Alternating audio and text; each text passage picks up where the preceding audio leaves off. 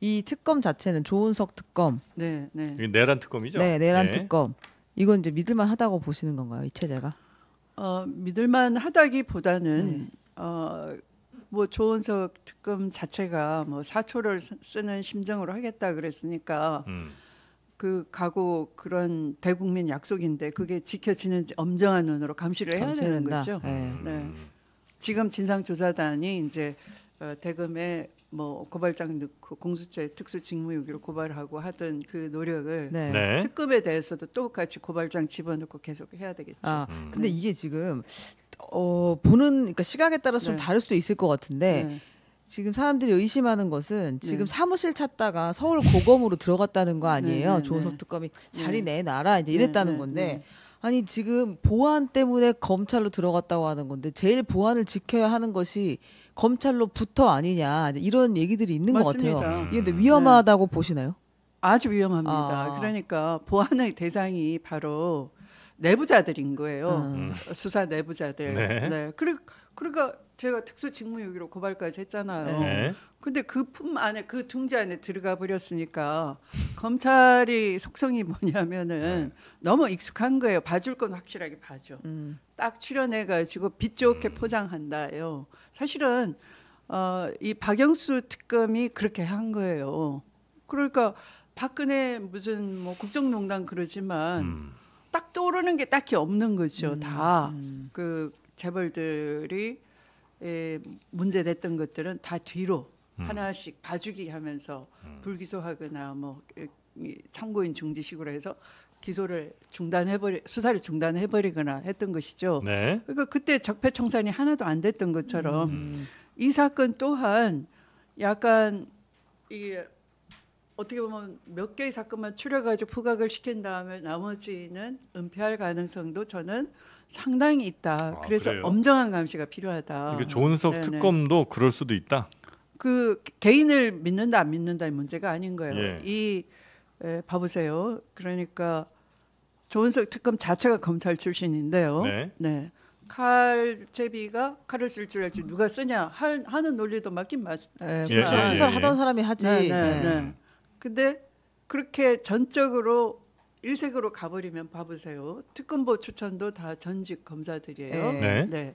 대한변협이 추천했다고 하는데 그리고 또 파견 검사들도 계속 붙어요. 네. 그러면 어차피 특검의 시간은 유한하고 돌아가는 건 뭐 정관 이후 받으려면 내가 선배님들 잘 모셔야지 이렇게 될 거 아니겠어요. 그래서 이 구조 속에서 그렇게 사초 쓰는 심정으로 말은 그렇게 했지만 실제 낱낱이 사심 없이 그렇게 하겠느냐 하는 것은 국민 감시가 필요하다. 계속 의심의 눈으로 봐야 한다. 근데 이게 검찰청사 안으로 들어간다는 건 어떤 의미가 있는 거예요?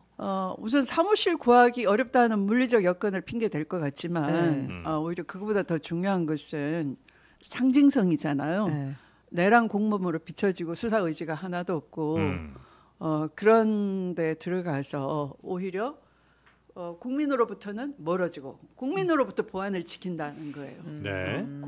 국민이 알 권리를 충족하기 위해서 헌재는 대법정을 공개를 했는데 반대로 가는 거예요. 지금의 검찰과 법원은 국민으로부터는 알 권리를 무시하면서 내부자끼리는 얼마든지 앞문 뒷문으로 왔다 갔다 하게끔 문을 다 열어놓는 그 상황이 된 거죠. 사실 이제 그런 우려가 일리가 있다고 보는 건 이제 그 엘리베이터 같이 쓰잖아요. 그러니까 누가 언제 누가 소환되는지 누가 누굴 조사하는지 이제 이게 별거 아닌 것처럼 보이지만 수사하는 사람들과 지켜보는 사람들한테 굉장한 기밀이기도 하니까 조금 이제 우려가 되는 측면이 있다라고 하는 것 같은데 일단 이렇게 된 이상은 어떻게 되돌릴 수는 없는 거잖아요, 지금. 되돌릴 수 없을까요? 고검에 들어가는 걸 도로 끄집어낼 수도 있어요? 가능성이 있습니까?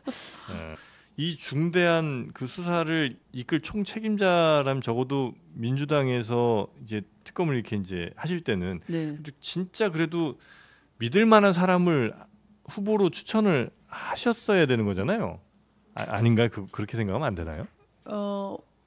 사람 사는 사회가 AI처럼 이렇게 딱 데이터 분석해서 딱 글러진 거 가지고 하는 게 아니고 네. 내가 누구를 알았느냐에 따라서 팔자가 달라지잖아요. 그러니까 네. 조은석을 높게 평가한 사람들이 추천을 하면은 또 그쪽에 높은 평가를 줬겠지만 저 같으면 뭐 오히려 다른 분을 하지 않았을까. 아 그래요? 혹시 네, 뭐 이런 정도 사람이라면 훨씬 더 내가 믿을 수 있겠다는 게 저는 그때 같이 추천된 조국 혁신당의 네. 한동수 대검 감찰부장이 훨씬 낫지 않았을까 그런 싶어요. 생각은 하시고요. 네. 그럼 조은석 특검을 추천한 당내 인사들은 누구예요? 잘 모르겠지만 이제 아마 그 최순실 그 국정농단 때에 네. 그러니까 초기에 이제 그 태블릿 PC 이전에 이제 조금 그 언론에 뭔가 날 때 이거 좀 이상하다 하면서 네. 그 먼저 그 TV 조선인가요 하고 네. 한겨레 하고 집중 보도를 했는데 네. 네, 그 한겨레 쪽에 많이 조언을 해줬다. 조은석 특검이. 그래서 아마 신뢰할 만하다. 이런 여론이 좀 들어가 있지 않나 싶더라고요. 이것도 저의 짐작. 네. 당에서 누가 세게 밀었는지는 모르나 모르겠고. 이름이 네. 올라왔을 때 네. 그래도 조은석이 네. 뭐 믿을만하다라고 이제 주장한 사람들의 논리에는 네. 국정농단 때 이 취재에 네, 상당한 네. 조언을 줬다라는 네, 네. 거였다. 지난밤 내란 수사를 맡은 조은석 특검은 김용현 전 국방부 장관을 추가 기소했습니다. 내란 주요 임무 종사자 혐의로 재판을 받고 있던 김 전 장관에게 더해진 혐의는 위계에 의한 공무집행 방해와 증거인멸 교사입니다. 12.3 비상계엄 후 곧바로 수사가 시작되는 상황에서 관련 증거를 파쇄하라고 지시한 것으로 드러났기 때문입니다. 조 특검은 언론에 특검 임명 후 경찰, 검찰과 협력해 필요한 준비를 마치고 기록을 넘겨받아 어제 수사를 개시했다고 밝혔습니다. 특검 임명 6일 만입니다. 3대 특검 중 가장 먼저 수사 개시와 기소를 한 겁니다. 조 특검은 법원에 기존 재판과 병합하는 동시에 추가 구속 영장 발부를 요청하는 절차를 신속히 진행하겠다고도 밝혔습니다. 앞서 법원에서 보증금 1억 원의 주거 제한, 사건 관련자 접촉 금지 등을 조건으로 보석 결정을 받은 김 전 장관은 사상 초유의 보석 거부를 선언하고 구치소에 머무르고 있습니다. 오는 26일 구속기간 만료로 조건 없이 풀려나기 위한 버티기 아니냐는 지적이 나왔는데 도리어 추가 구속 기로에 놓이게 된 겁니다. 내란 특검은 이미 수사 실무 인력도 파견받은 상황이라 수사에 속도가 붙을 걸로 보입니다.